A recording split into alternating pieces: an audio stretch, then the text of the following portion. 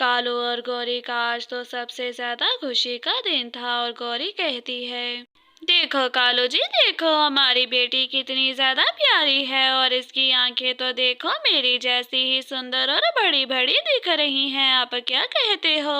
हाँ गौरी, ये तो तुमने बिल्कुल ठीक कहा, लेकिन अब तुम्हें पहले से भी ज्यादा हमारी बेटी का ख्याल रखना होगा और पूरा दिन इसके साथ ही रहा करना। छी छी कालो, ये तुम कैसी बातें कर रहे हो? आखिर मैं घर में क्यों रहूंगी? मेरी तो इतनी अच्छी नौकरी है और मैं अपनी नौकरी नहीं छोड़ूंगी। ठीक है गौरी, अगर तुम अपनी नौकरी नहीं छोड़ना चाहती तो कोई बात नहीं, मैं अपनी बेटी के लिए नौकरी छोड़ दूंगा, क्योंकि उसे नौकरों के सहारे नहीं छोड़ सकता। ऐसे ही जंगल में अगली सुबह भी हो जाती है और अगली सुबह होते साथ ही गौरी कवि तो अपने ऑफिस जाने के लिए तैयार हो जाती है और अपनी बेटी से कहती है, मेरी प्यारी सुंदर बेटी, मैं तुमसे बहुत ज्यादा प्यार करती हूँ। अपने पापा को बिल्कुल भी परेशान मत करना, अब मैं ऑफिस जा रही हूँ। ठीक है मम्मा, आप बिल्कुल भी चिंता मत करो, मैं आपके जाने के बाद पापा को बिल्कुल भी तंग नहीं करूंगी और आते समय आप मेरे लिए चॉकलेट लेकर आना। मानो कि इतना कहते साथ ही गौरी कवि तो ऑफिस जाने के लिए वहां से उड़ जाती है।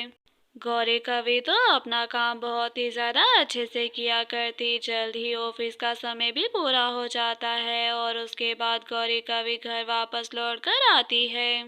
अरे ये क्या गौरी, आज तो तुमने आने में बहुत ही ज्यादा देरी कर दी। मैं और मानो कब से ही तुम्हारा यहाँ पर इंतजार कर रहे थे। चलो अब जल्दी से फ्रेश हो जाओ। कालो, तुम्हें क्या मालूम हो कि ऑफिस में काम करने में कितना ज्यादा समय लगता है? सारा दिन तो तुम घर में पंख पर पंख धर कर बैठे होते हो। पहले ही दिन गौरी कवि तो कालू को ऐसे कहकर वहां से उड़ जाती है, लेकिन कालू बिल्कुल भी बुरा नहीं मनाता, बल्कि गौरी के आने तक खाना भी गर्म कर लेता है। वाह कालू जी, चावलों में से तो बहुत ही अच्छी और स्वादिष्ट सुगंध आ रही है। शुक्र है कि तुमने घर में रहकर कोई तो अच्छा काम कर लिया। उसके बाद वो दोनों जल्दी से टेस्टी टेस्टी बिरयानी खाने लगते हैं और बिरयानी खाने के बाद अपने कमरे में जाते हैं, जहां वो एक दूसरे के साथ कुछ अच्छा समय बिताते हैं और उसके बाद वो दोनों सो जाते हैं। कुछ समय तो ऐसे ही सब कुछ बहुत ही अच्छे से चल रहा था। ऐसे ही जंगल में कुछ साल भी बीत जाते हैं और अब तो मानो चिड़िया भी बड़ी हो चुकी थी और एक रोज मानो चिड़िया अपने स्कूल से वापस आती है और कालू उससे कहता है, अरे वाह मेरी बेटी, आज स्कूल से जल्दी ही वापस लौट आई। तुम्हारे पापा ने आज तुम्हारे पसंद के व्हाइट राइस बनाए हैं, तुम्हें वो बहुत ही ज्यादा अच्छे लगेंगे। ठीक है पापा, अगर ऐसी बात है फिर तो मैं जल्दी से अपने पंख धोकर आती हूँ, क्योंकि मुझसे तो चावल खाने का इंतजार नहीं हो रहा।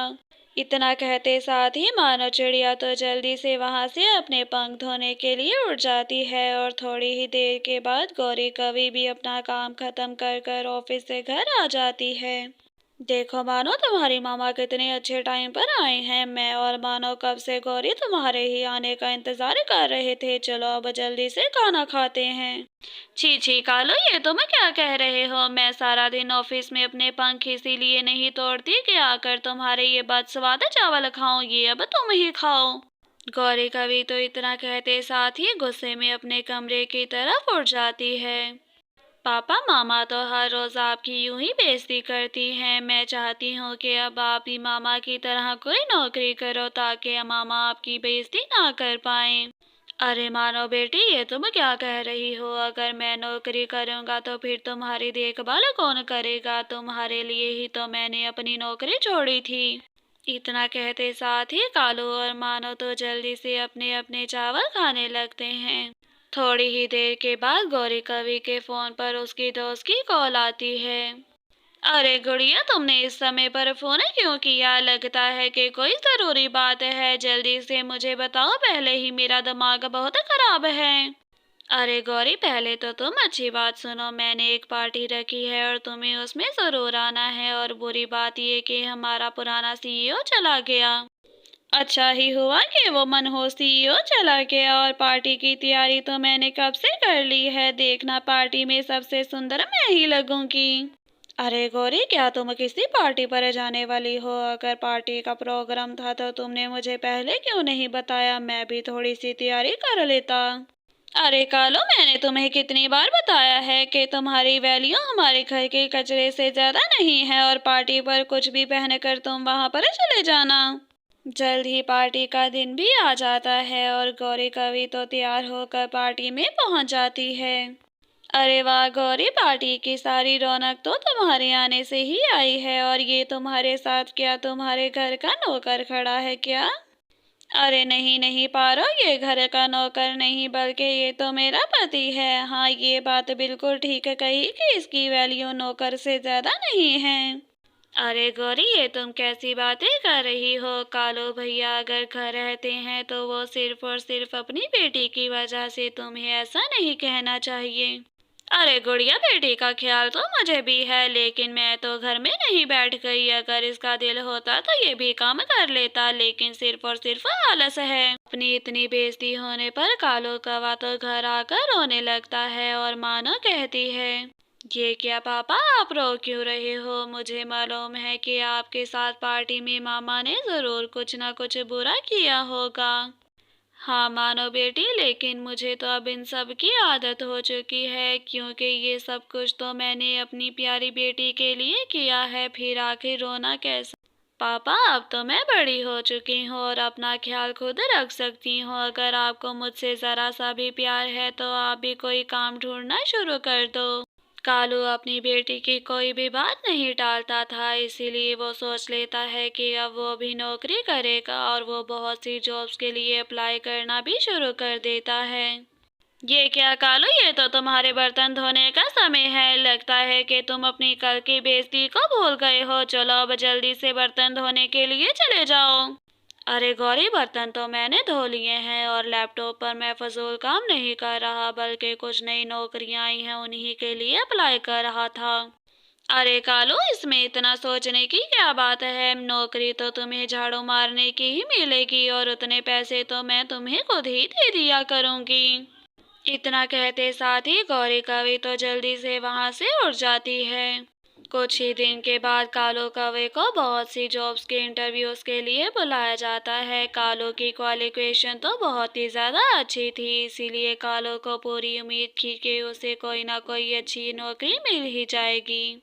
कालो कौवा तो बहुत ही ज़्यादा खुश था, क्योंकि उसे मालूम था कि यहाँ कहीं ना कहीं तो उसे अच्छी नौकरी मिल ही जाएगी। और फिर उसके बाद वो जल्दी से अपने घर जाता है, जहाँ मानो और गौरी पहले से ही उसका इंतजार कर रहे थे।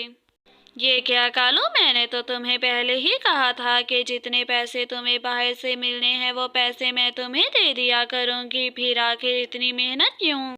गौरी, मेरी बेटी ने मुझसे कहा था कि अब मुझे नौकरी करनी चाहिए, इसीलिए तो मैंने नौकरी की तलाश शुरू की है और देखना मुझे अच्छी नौकरी भी मिलेगी। हाँ पापा, देखना आपको ज़रूर एक बहुत ही अच्छी नौकरी मिलेगी, और फिर आपकी नौकरी जब मिल जाएगी तो उसके बाद हम घूमने के लिए भी जाएंगे। हाँ मानो बेटी, क्यों नहीं। जब मुझे नौकरी मिल जाएगी तो मेरी बेटी जहाँ कहेगी मैं अपनी बेटी को वहीं पर घुमाने के लिए लेकर चला जाऊंगा। बड़े आए घुमाने वाले, वो तो बच्ची है इसीलिए कुछ भी कह देती है, लेकिन तुम तो समझदार हो, तुम्हें समझना चाहिए कि अब तुम्हें कुछ भी नहीं मिलेगा। ऐसे ही जंगल में कुछ दिन भी गुजर जाते हैं और कुछ दिन गुजरने के बाद कालो कौवा और मानो चिड़िया एक रोज धूप लेने के लिए बाहर बैठे हुए थे। मानो कहती है, पापा आप परेशान मत हो, देखना आपको बहुत जल्द एक अच्छी नौकरी मिलेगी और तब मामा भी आपसे इज्जत से बात करने लगेंगी। हाँ मेरी बेटी, मुझे भी विश्वास है कि मुझे बहुत ही जल्द एक अच्छी नौकरी मिल जाएगी और मैं अपनी बेटी के सारे सपने पूरे करूँगा। पापा, बचपन से आज तक मैंने आपके सिर्फ और सिर्फ मामा से बेइज्जती ही होते देखी है। मेरा एक ही सपना है कि वो आपसे प्यार से रहा करें। गौरी कवि अपने घर में बैठी हुई थी कि तभी उसके फोन पर एक कॉल आती है। गौरी, मैंने तुम्हें ये बताने के लिए कॉल की है कि कल नया सीईओ ऑफिस में आने वाला है और उसके आने से पहले तुम अपना सारा काम देख लेना। गौरी कवि तो बहुत ही ज्यादा परेशान लग रही थी और उसे देखकर कालो उससे कहता है, ये क्या गौरी, तुम तो बहुत ही ज्यादा परेशान लग रही हो। अगर कोई परेशानी की बात है तो तुम मुझे बता सकती हो, क्या मालूम मैं तुम्हें कोई हल बता दूं।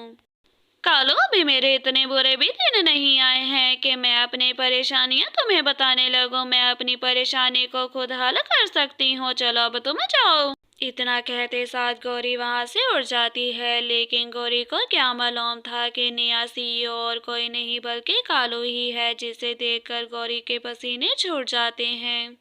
गौरी देखकर तुम्हें हैरानी तो जरूर हुई होगी, लेकिन तुम डरो मत, क्योंकि जैसा व्यवहार तुमने मेरे साथ किया मैं कभी भी तुम्हारे साथ वैसा व्यवहार नहीं करूंगा। कालू, तुम तो बहुत ही ज्यादा अच्छे हो और मैंने तुम्हारी हमेशा कितनी ज्यादा बेइज्जती की और तुम्हें कभी भी किसी काम का नहीं समझा। तुम मुझे माफ कर दो। गौरी को अपनी गलती का एहसास हो जाता है और कालू और गौरी उसके बाद अपनी बेटी मानो के साथ हंसी खुशी रहने लगते हैं।